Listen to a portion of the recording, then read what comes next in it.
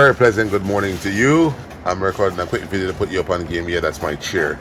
Um, there's a sweet spot to shop at Walmart, right? And that sweet spot is right after the U.S. school starts back into session. And that in my county here, like throughout the country is various dates. That in my county here was last Tuesday my daughter started going to school. So what happened is that the U.S. kids get out of school in early June, Jamaica get out in early July, and the U.S. kids go back to school a full month before kids in Jamaica. And so we go back to school in Jamaica around first week of September. What happened is that right in the middle of August, when the U.S. kids go back to school supply dropped to an all-time low in terms of prices.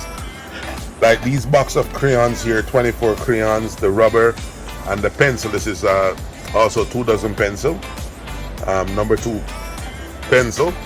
I want you to look at my Walmart receipt. For the crayons I pay 50 cents a pack.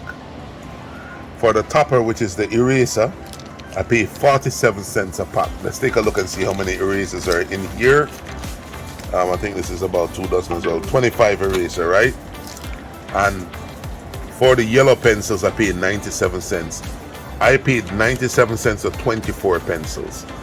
And so this is the time to knock out all your back to school shopping. Hit that ball out of the park on the back to school shopping, because things are just dirt cheap.